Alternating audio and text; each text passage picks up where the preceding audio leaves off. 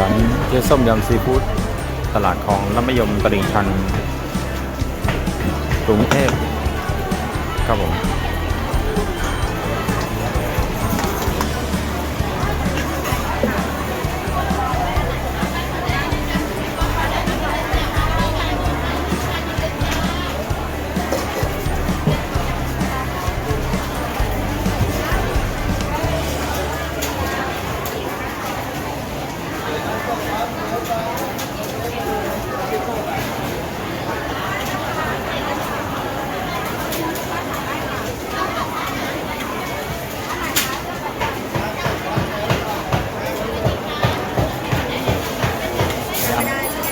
อ๋อเมื่อกี้ใช่ไหมฮะเขาถามว่าเอาเผ็ด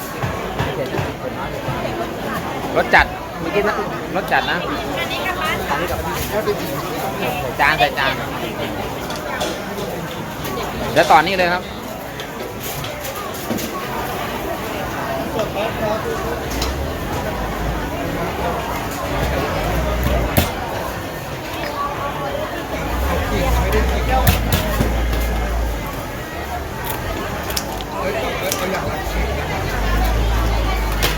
ร้อนไข่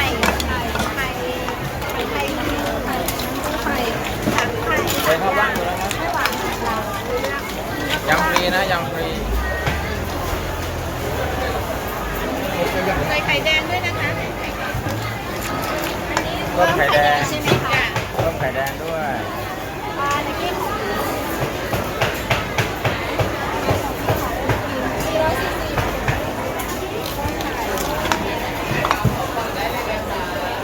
พี่ทันนี่นะคะอันนี้ อันนี้ใส่จาน 140เพิ่มไข่แดง10บาท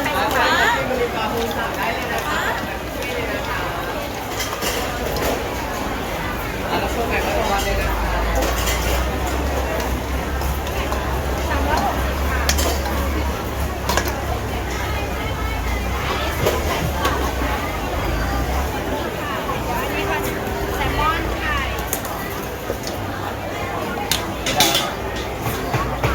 ไม่หวานนะครับ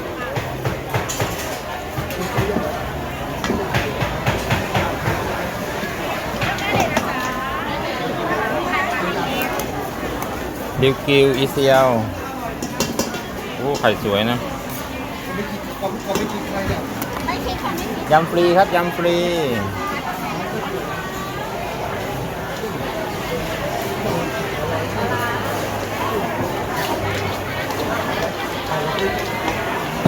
ไม่หวาน ไข่แดงนี่ไข่นี่ไข่นี่ไข่ ไข่กุ้งไม่ไข่ปูไข่ปูดีนะยังอยู่ เกือบไม่ทัน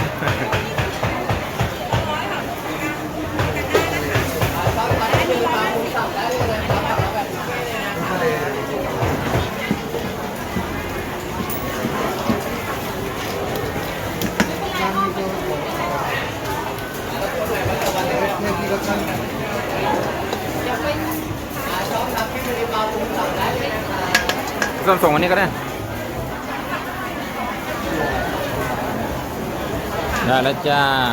รับหน่อยจ้าหอยนางรม1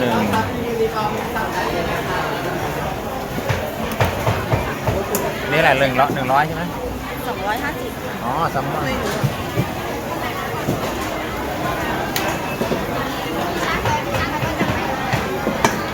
เดี๋ยวเขาบอกอีกที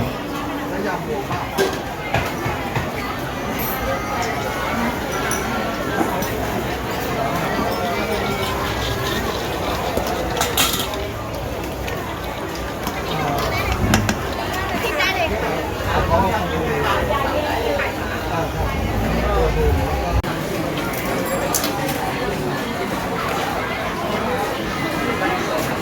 ด้เลยนะคะได้ค่ะแม่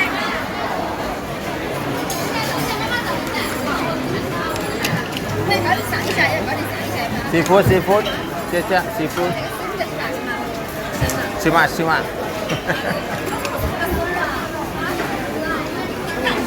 คนจีนนี่เห็นของแปลกไม่น่าต้องหยุดก่อน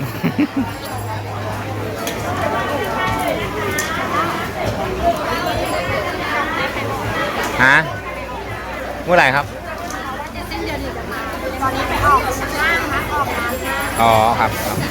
ผู้ไข่ดองขายไงคะ 150ขีดนึง ขีดละ150นี่120นี่ร้อย怎么买这个币怎么买150 บาท150 1 kilogram 1,500 บาท 一份 you can shoot like this 这个称哦他自己称สวัสดีค่ะยำฟรีนะคะ can 尝一尝嘛好不好自己吃啊 โอเคChinese you Chinese China โอเคเนี่ยคนจีนมานะฮะคนจีนมาเต็มเลยครับต้องหลบก่อนครับ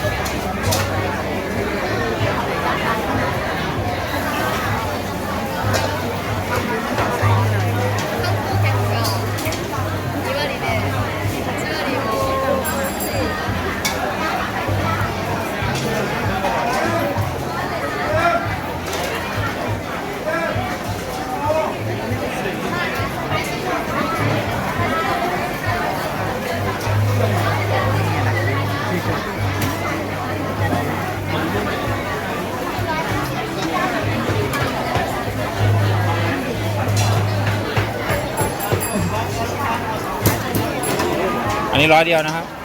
อันนี้4 อย่างเนี่ย4 อย่าง250พร้อมยำเลือกได้4 อย่างแต่อันนี้100ยำไอ้ปูไอ้2 ถาดแรกนั้นน่ะกั้งกับกุ้งขีดละ100ปูม้า120ปูไข่150ต่อขีดนะครับพร้อมยำนะครับ คุณไม่มีห้องน้ำตรงไหนเนี่ย ห้องน้ำเดี๋ยวน้ำไม่ได้ใจ ไม่ได้มาเนี่ย น่าอยู่ด้านนอกครับ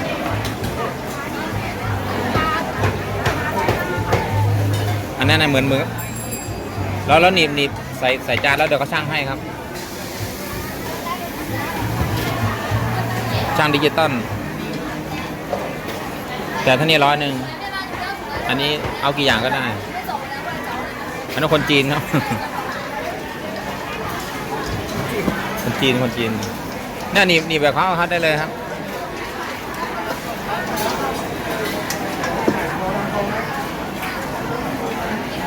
นี่ครับคนจีนสั่งไปแล้ว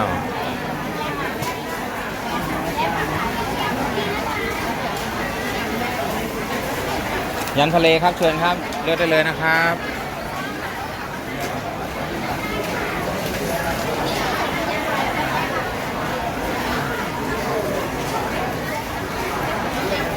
ยำทะเลดองครับ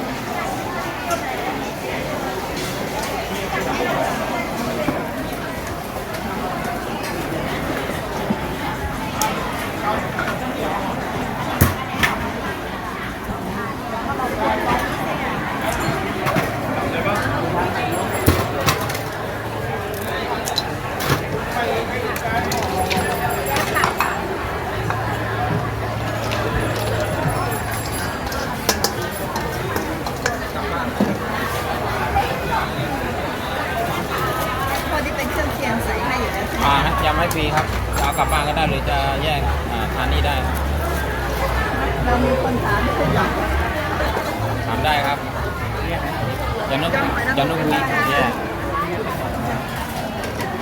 หอยนางรมนะครับ1 ถ้วย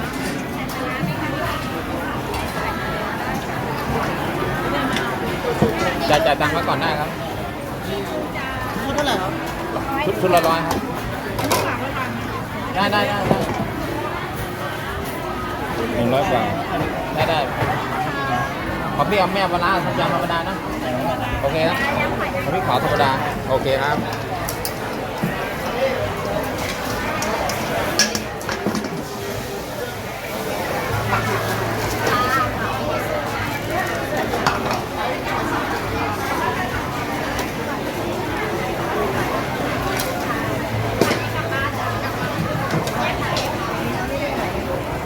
ครับเชิญครับ ขายยังไงคะ ถ้าเป็นนี้ก็คือรวม4อย่าง250พร้อมยำนะครับอันนี้100แล้วพวกนี้เป็นขีดครับปูอะไรเอ่ยปูม้าถ้าปูม้า120ปูไข่150ครับต่อขีดนะฮะเป็นขีดพร้อมยำครับสามารถหนีบได้เลยครับเดี๋ยวก็ช่างให้ครับ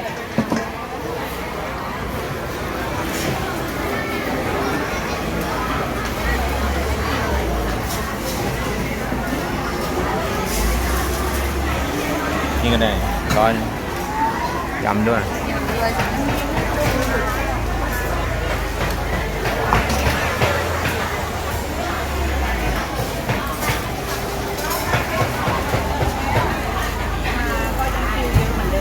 ครับผมแป๊บเดียวครับเนี่ยไม่กี่คิวครับ ไม่นานนะจ๊ะ แป๊บเดียวเองสั่งไว้จดไว้ได้นะแล้วควรกลับมาเอาได้ แม่ค้าทำไม่นานค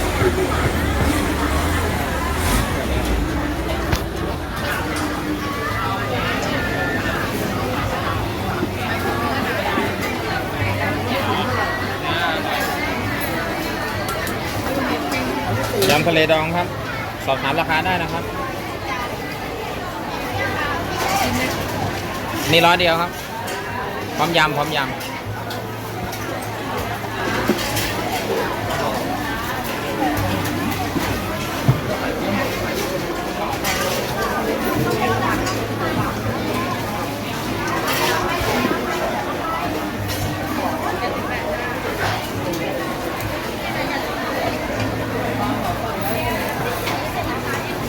อันนี้100ใช่ไหม ใช่ค่ะ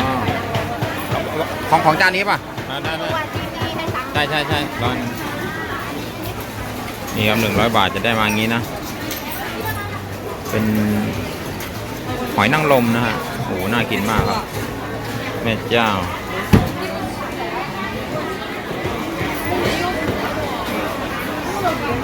ผมว่าราคาไม่แพงนะฮะเนื่องจากของพี่ส้มเนี่ยเขาจะแบบโอ้โหคัดของมาแบบ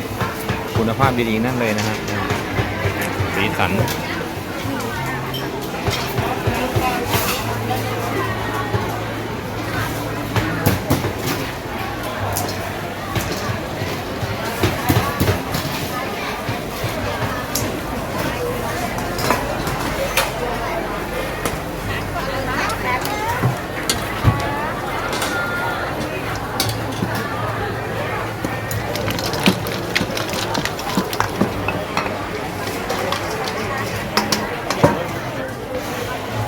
ปูดองครับปูดอง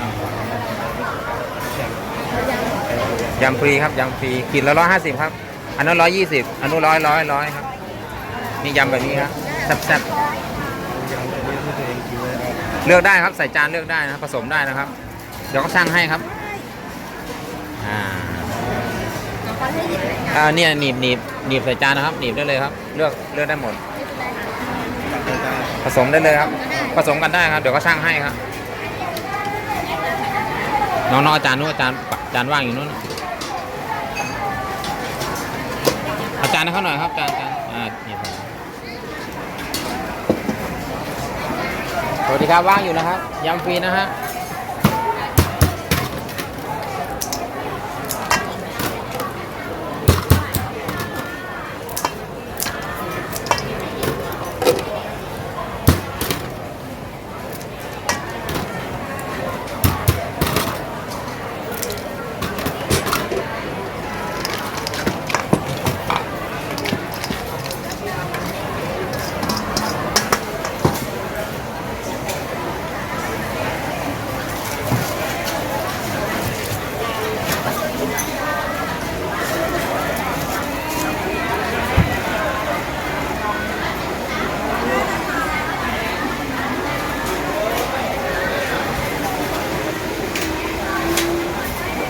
เนี่ยเอาไปชั่งนะฮะพอทำเสร็จแล้วก็จะส่งให้กับลูกค้านะฮะใส่ถุงเรียบร้อยครับบริการไวมากนะครับเจ๊ส้มแล้วก็ที่ทีมงานนะฮะบริการได้เร็วมากนะลูกค้ารอไม่นานเลยสวัสดีครับสอบถามราคาได้นะครับอันนี้150นะครับอันนู้น120อันนู้น100ครับต่อ1ขีดนะฮะยำฟรีครับผมอันนี้ก็100นะครับอันนี้150ต่อขีดนะครับ จะเอากลับบ้านก็ได้ดองก็ได้เอามากน้อยนี่สามารถหนีบใส่จานได้เลยครับหนีบใส่จานเดี๋ยวก็ช่างให้ครับวางตัวนี้ก็ได้ครับหนีบเลยครับคีบใส่จานได้เลย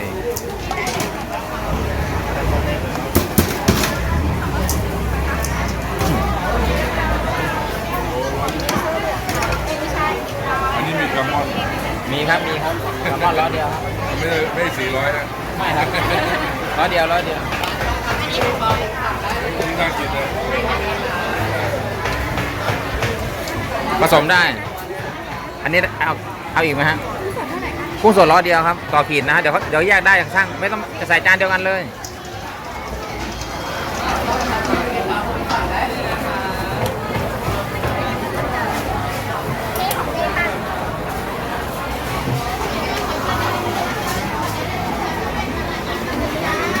ไข่ปลาครับ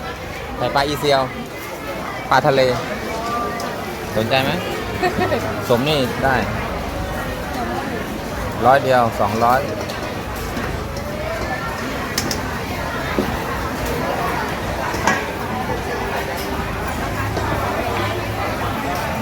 ดีครับนี่ผสมได้ครับยำเอา4 อย่าง400 250ครับถ้า4 อย่างถ้า2 อย่างก็100อันนี้100 เดียวครับแบบนี้ครับเลือกยังครับมาด้วยกัน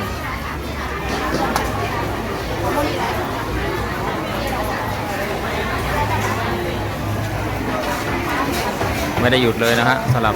ร้านยำเจ๊ส้มยำซีฟู้ดได้เรียบร้อยแล้วครับเชิญครับนี่นึกว่าลืมแหม ครับ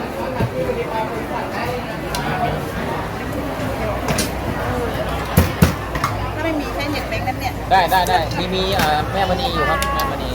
ได้นะคะถ้าเราเปิดไม่พอเข้าบนได้ค่ะพี่แม่ แม่มณีได้ครับ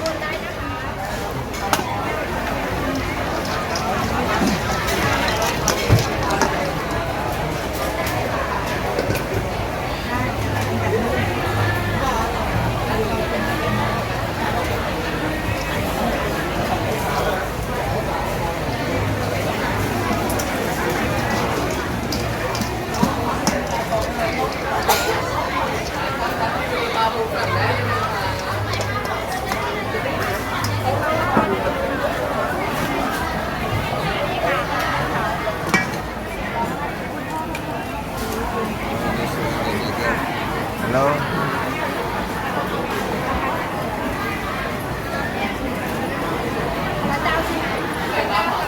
อันนู้นครับที่เสื้อขาวนู้นนะ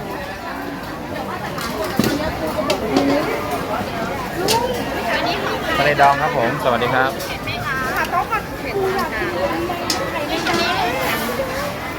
ทางธรรมดามีครับปลาแซลมอนมีครับ ด้านบนเลยใช่ไหมค่ะที่ทานนี้เนาะใส่จานนี้ไปเรื่อยคนเยอะของพี่ไหนเลยต้องจ้าโอนไม่ได้หรอคะ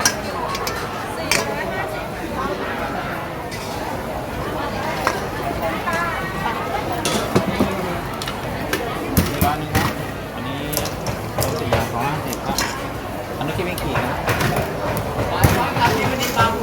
อันนี้หนีบใส่ไปนี้ได้นะครับเดี๋ยวเขายำให้ฟรีครับหนีบใส่จานได้เลยครับยำฟรีครับคีบใส่จานได้เลย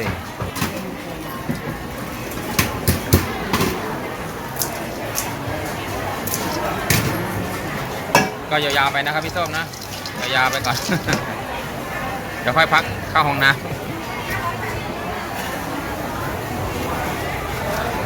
นี่โอ้ลูกนี้ได้ภาพแล้วเดี๋ยวเรามาดูกันนะฮะ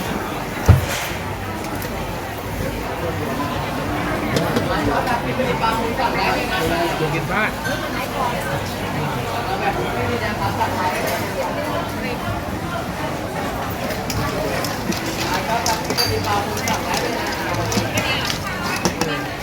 โอ้ย นี่กั้งไม่ลองเหรอครับกั้งอร่อยนะฮะกั้งก็ราคาเดียวกับกุ้งครับ100 เดียวแซ่บๆ